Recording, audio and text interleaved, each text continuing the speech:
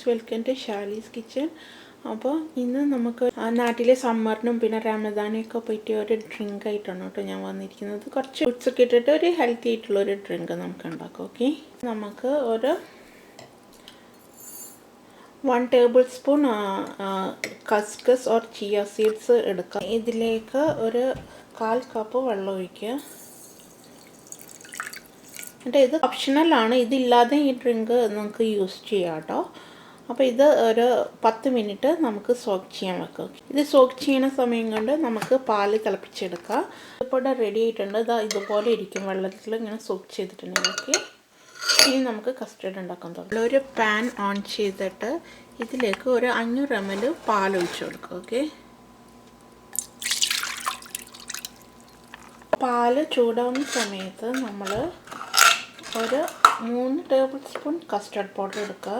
നമുക്ക് ഇഷ്ടമുള്ള custard powder എടുക്കാം കേട്ടോ.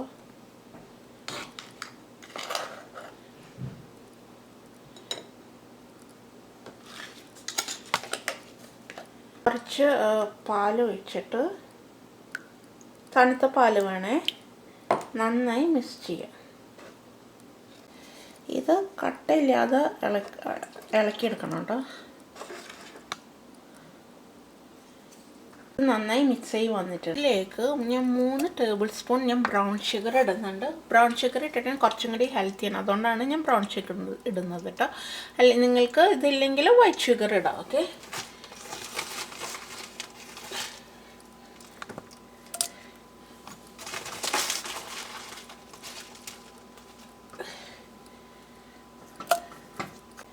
നന്നായി മിക്സ് ചെയ്ത് കൊടുക്കുക. എന്നിട്ട് ഇതിപ്പോൾ ജസ്റ്റ് ചൂടായി വരുന്നേ ഉള്ളൂ. നമ്മൾ കസ്റ്റർഡ് പൗഡർ റെഡിയാക്കി വെച്ചതില്ലേ, അത് ഇതിലേക്ക് ഒഴിച്ചു കൊടുക്കുക. ഓക്കെ, ഇനി ഇത് നന്നായി ഇളക്കി കൊടുക്കുക. ഓക്കെ, സോ ഇതിങ്ങനെ ഇളക്കി കൊടുക്കണം. അപ്പോൾ നമുക്ക് ചൂടായപ്പോൾ ഇത് തിക്കായി വന്നത് കണ്ടോ. അപ്പോൾ ഇതുപോലെ തിക്കാവണം. ആൻഡ് നിങ്ങൾക്ക് കുറച്ചും കൂടി ലൂസ് ആവണമെങ്കിൽ പാൽ ഒഴിച്ചു കൊടുക്കുക, അല്ലെങ്കിൽ കസ്റ്റർഡ് പൗഡറിൻ്റെ ഇത് കുറയ്ക്കാം. ഓക്കെ, അത് നിങ്ങളുടെ കൺസിസ്റ്റൻസി നിങ്ങളുടെ ഇഷ്ടമുള്ള പോലെ ചെയ്യാം കേട്ടോ. അപ്പോൾ എനിക്ക് ഈ കൺസിസ്റ്റൻസിയാണ് വേണ്ടത്. ഈ സമയത്ത് നിങ്ങൾ ഷുഗർ നിങ്ങൾക്ക് പറ്റിയ കറക്റ്റ് പാകമാണെന്ന് നോക്കണം. വേണമെന്നുണ്ടെങ്കിൽ കുറച്ചും കൂടി ആഡ് ചെയ്യുക. അപ്പോൾ ഇത് എനിക്ക് കറക്റ്റാണ്. അപ്പോൾ ഞാനിത് ഓഫ് ചെയ്യണം. ഓഫ് ചെയ്തിട്ട് കൂൾ ചെയ്യാൻ വെക്കാം. ഓക്കെ, കൂൾ ചെയ്യാൻ വെക്കുമ്പോൾ ജസ്റ്റ് ഒന്നിങ്ങനെ ഇളക്കി കൊടുക്കണം, അല്ലെങ്കിൽ ഇതിങ്ങനെ ജസ്റ്റ് മുകളിൽ ഒരു ലെയർ ഇങ്ങനെ പാട പോലെ കിട്ടും. ഓക്കെ, അതില്ലാതിരിക്കാൻ വേണ്ടി ജസ്റ്റ് ഒന്നിങ്ങനെ ഇളക്കി കൊടുക്കണേ. നമ്മുടെ കസ്റ്റർഡ് ഇവിടെ റെഡി ആയിട്ടുണ്ട്. ഇനി ഇതിലേക്ക് നമുക്ക് വേണ്ടത് എന്താണെന്ന് വെച്ചാൽ, ഇത് തണുത്തിട്ടുള്ള ഫ്രൂട്ട്സ് ആഡ് ചെയ്യാം. ഞാൻ കുറച്ച് ആപ്പിളും കുറച്ച് പഴവും പിന്നെ അനാർ, പോമഗ്രാനറ്റും കുറച്ച് നട്ട്സാണ് എടുത്തിരിക്കുന്നത്. ഇതിൽ ലെയർ ചെയ്യാം. ഞാൻ ഇതിൽ തന്നെ ജസ്റ്റ് ആഡ് ചെയ്യണം കേട്ടോ. അപ്പോൾ കുറച്ച് കാണിച്ചു തരാം. നമ്മൾ ബേസിൽസ് ഇല്ല, അത് ഇട്ട് കൊടുക്കുക. എന്നാണ് ആപ്പിൾ ഇട്ട് കൊടുക്കുക. പിന്നെ കുറച്ച് പോമഗ്രാനറ്റ് ആൻഡ് ഇതെല്ലാം ഇട്ടിട്ട് നന്നായി മിക്സ് ചെയ്ത് കൊടുക്കുക. ഓക്കെ,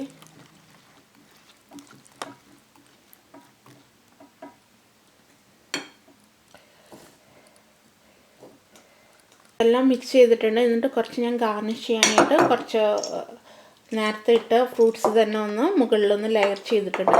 നെച്ചിൽ വെച്ചിട്ട് നന്നായി തണുപ്പിച്ച് വെക്കണം കേട്ടോ. ഇത് കൂളായിട്ട് കഴിക്കുമ്പോഴാണ് ഇത് നല്ല ടേസ്റ്റ് ഉള്ളത്.